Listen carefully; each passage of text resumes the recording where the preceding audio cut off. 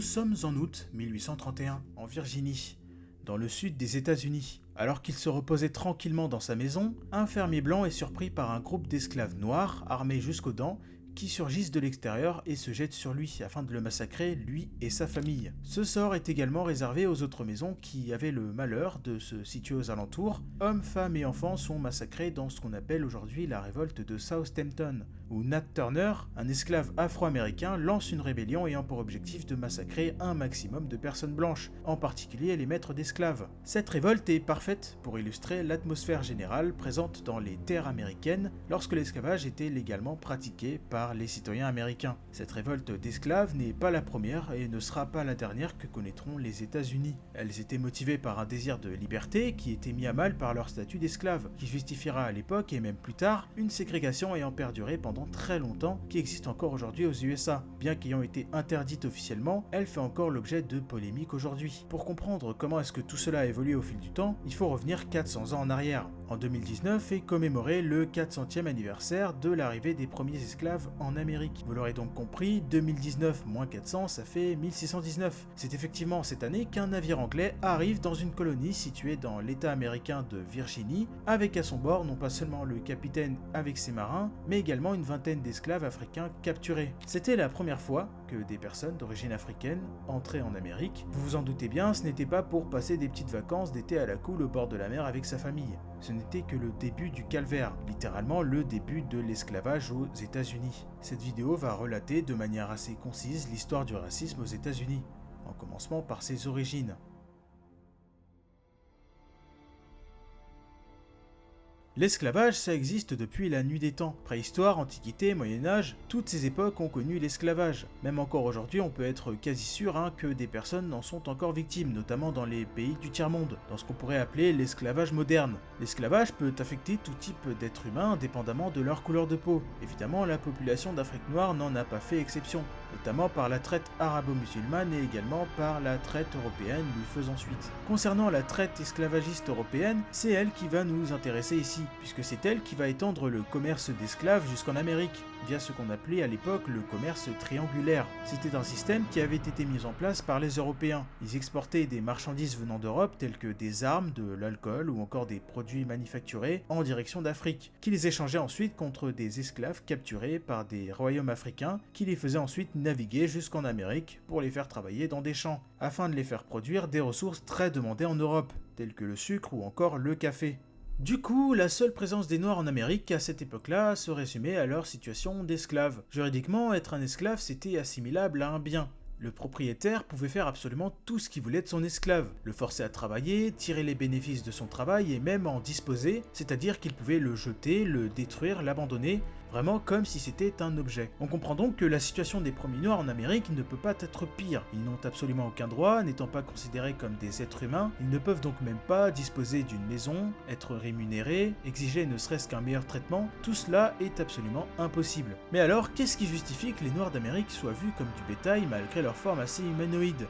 Eh bien écoutez, c'était très simple, le racisme. Le racisme, c'est l'idée que sur cette planète, les différents groupes humains existants ne sont pas égaux entre eux, que certains groupes se distinguent du fait de leur intelligence, leur capacité physique, adaptation environnementale, couleur, etc. Et de toutes ces caractéristiques, on pourrait pouvoir identifier des races et les hiérarchiser, allant de la race la moins développée à celle supplantant toutes les autres. Cette idée est très ancienne. On peut citer l'exemple des Romains qui considéraient les peuples du Nord comme des barbares, les intellectuels arabes qui au Moyen-Âge voyaient les Noirs comme des êtres destinés à l'esclavage, ou même des populations noires séparées en différentes tribus et qui pour certaines se haïssaient entre elles à un tel point que cela ressurgisse même encore dans notre époque contemporaine, notamment quand on pense au génocide ayant eu lieu au Rwanda en 1992. Bref, le racisme est très ancien et était présent absolument partout dans le monde, et l'Amérique n'y échappe pas. Dans ce sens, l'esclavage aux États-Unis était justifié par la perception de l'homme noir comme un simple outil de main-d'œuvre, dénué de capacité de réflexion ou même de raisonnement,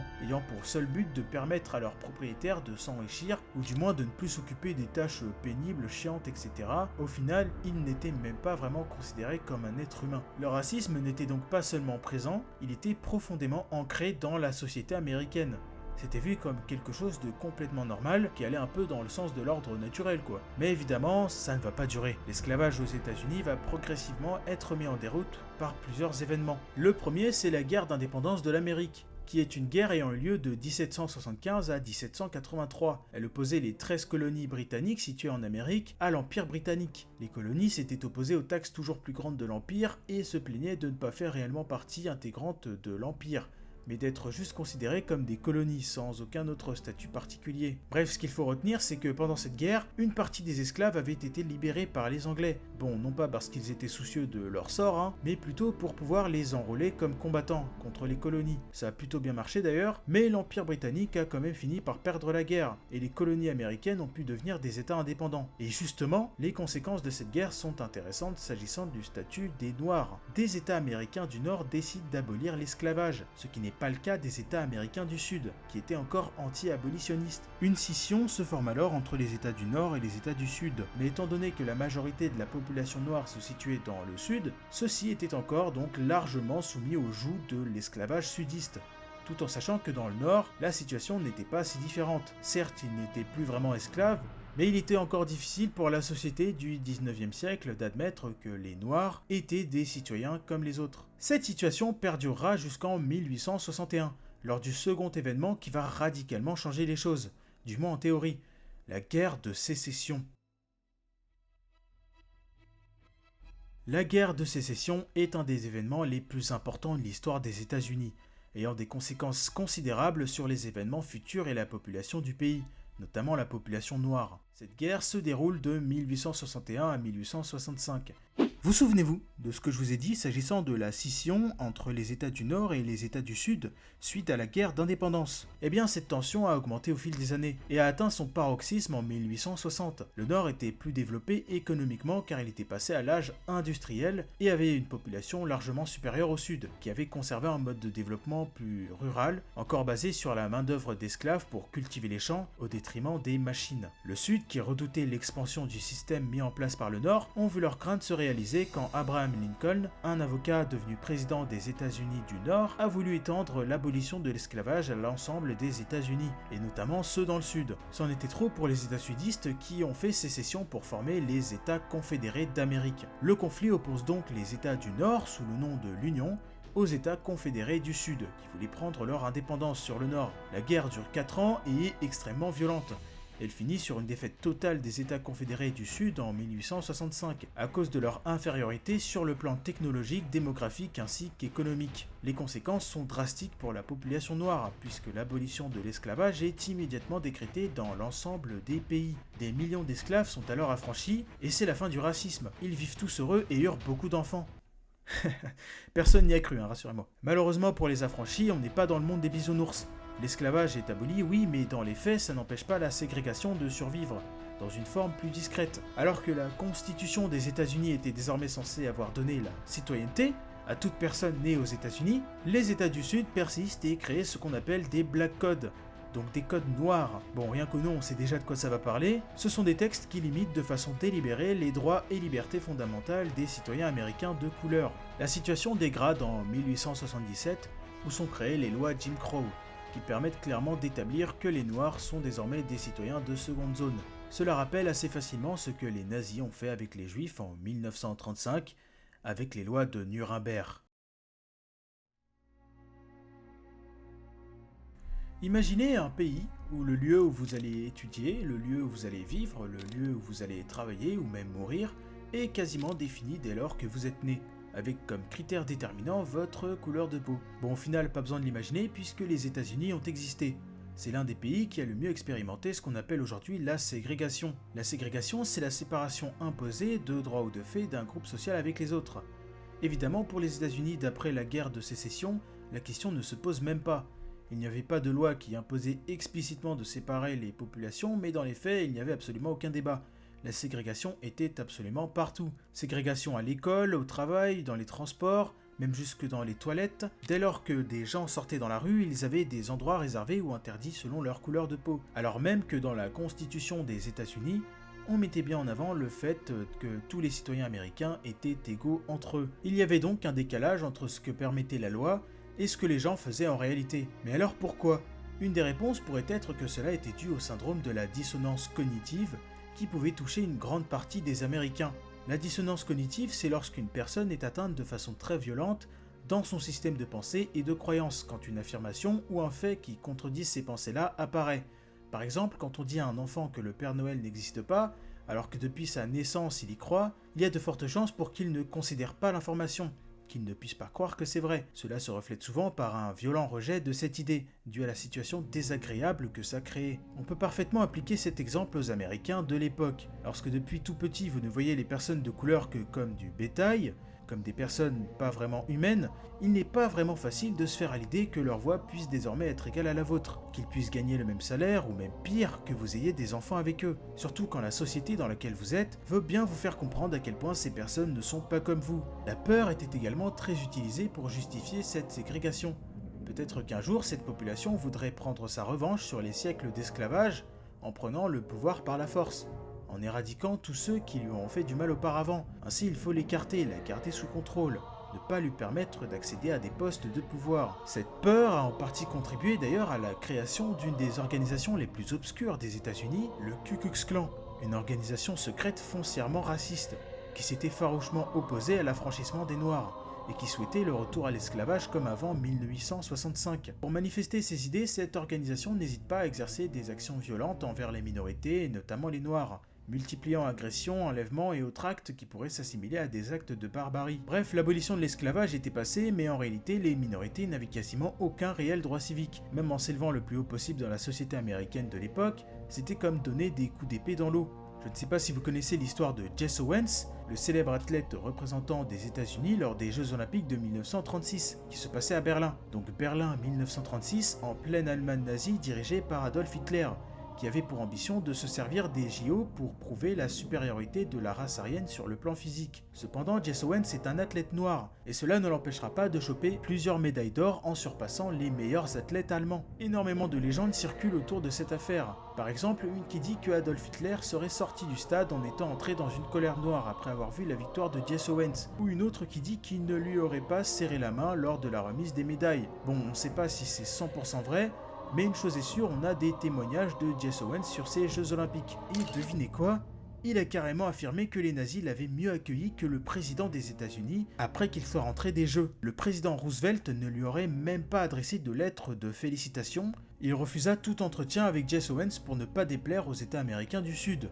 Jesse Owens retrouvera juste sa vie d'avant, c'est-à-dire toujours privé de droits civiques et devant s'asseoir à l'arrière des bus, etc. Donc subir la ségrégation comme si de rien ne s'était passé. Il est donc intéressant de constater que même les nazis ont mieux accueilli une personne noire, même si c'était dans le cadre d'une compétition, ça en dit toujours plus sur la considération qu'avaient les États-Unis pour une personne noire à l'époque. Même pour une personne qui réussit à s'élever au rang d'athlète national comme Jesse Owens, qui ramène plusieurs médailles d'or dans le pays, cela ne changeait quasiment rien.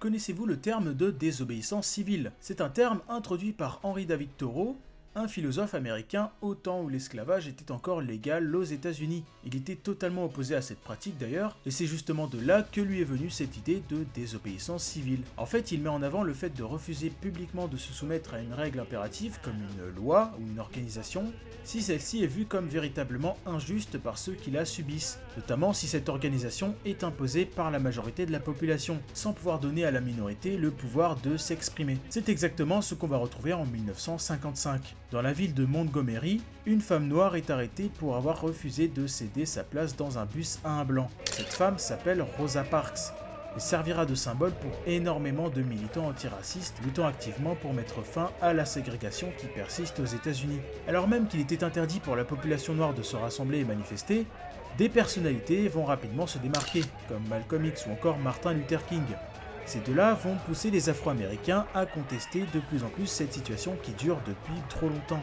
Dites-vous qu'à ce moment, on est dans les années 60, donc bien après la Seconde Guerre mondiale, et donc bien après la création d'organisations internationales comme l'Organisation des Nations Unies, qui avait été créée juste après la guerre afin de garantir la paix dans le monde pour éviter les événements des années 40. On peut par exemple trouver dans l'article 1 de la charte de l'ONU la volonté de respecter les droits de l'homme et les libertés pour tous, notamment sans distinction de race. Donc lorsqu'on sait que les États-Unis ont approuvé la création de l'ONU, Eh ben, il y a rapidement un problème puisqu'ils ne peuvent pas être à la fois pour la protection des droits de l'homme et en même temps avoir un système archi-ségrégationniste dans ces États fédérés. C'est ce qu'on appelle dans le jargon de l'hypocrisie. Et cette hypocrisie, elle va pas se maintenir bien longtemps, puisque des militants antiracistes, associations et politiques vont mettre de plus en plus de pression à l'État américain pour la suppression définitive des lois Jim Crow, qui sont les lois à l'origine de la ségrégation globale aux États-Unis. Un événement va encore plus augmenter la quantité des revendications faites. L'attentat de l'église Birmingham perpétré par le Ku Klux Klan en 1963. Le groupuscule va poser une bombe et faire exploser un côté de l'église, touchant 26 enfants et en tuant 4 sur le coup. À partir de là, il devenait vraiment très complexe pour les derniers défenseurs de la ségrégation d'être crédibles aux yeux de l'opinion publique. Les groupuscules comme le Ku Klux Klan sont quasiment anéantis dans les années 60-70 par des missions menées par le FBI. Peu à peu, des lois sur les droits civiques et le droit de vote finissent par annuler les lois Jim Crow, qui posaient problème même si en réalité, après la fin de ces lois, la ségrégation n'est pas encore vraiment endiguée.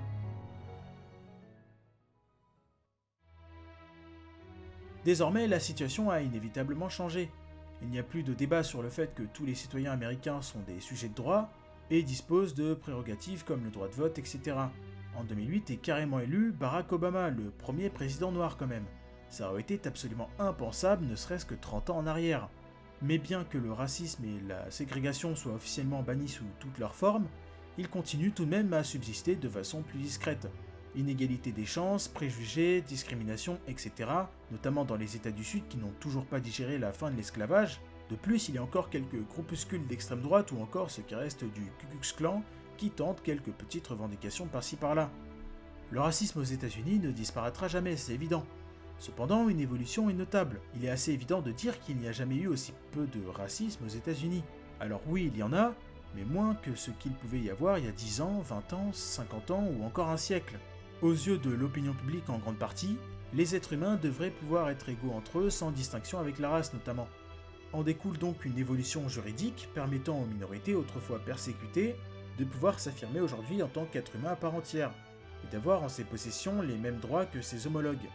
Même si au final les discriminations ne disparaîtront jamais totalement, cela fait partie intégrante de l'histoire des États-Unis. On pourrait même dire que l'identité du pays est directement liée à ça. Alors attention, ce que je veux dire, c'est que si on retire l'histoire de la ségrégation, ce pays ne serait pas ce qu'il est aujourd'hui. Il serait un pays radicalement différent. Est-ce que ce serait positif ou non? Ça, par contre, ça dépend de l'avis des gens. Avec les élections récentes, le retour de Donald Trump fait assez jaser. Difficile de dire si c'est sérieux ou pas. Beaucoup crient au retour d'un racisme délibéré en Amérique. Bon, je sais pas sur quoi c'est basé exactement, même si on admet que Trump était foncièrement raciste et que carrément, admettons, il souhaitait le retour de l'esclavage. Ce serait tout simplement impossible aujourd'hui du fait de l'évolution de la société américaine, ou même de la société internationale plus globalement. Attention, petit disclaimer d'ailleurs pour dire qu'évidemment il n'y avait pas que la population noire qui subissait du racisme aux États-Unis. Il y avait également une bonne partie des immigrés européens comme les Italiens, les Polonais dans les années 20. Il y avait également du racisme anti-asiatique et anti-amérindien. Ici, il a été question principalement de la population noire car c'est là qu'apparaissaient les meilleures illustrations de discrimination qui se faisaient aux États-Unis. Déjà bien avant avec l'esclavage, et puis ensuite avec la ségrégation à l'école, dans les bus, etc. En gros, la population noire, c'était un peu la minorité majoritaire.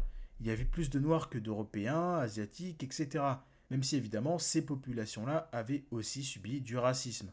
Écoutez, cette vidéo est maintenant terminée, n'hésitez pas à liker, à vous abonner, et à laisser un commentaire si cela vous plaît, notamment pour expliquer votre point de vue sur l'évolution du racisme aux États-Unis. Sur ce, c'était Stéphanatique, à plus.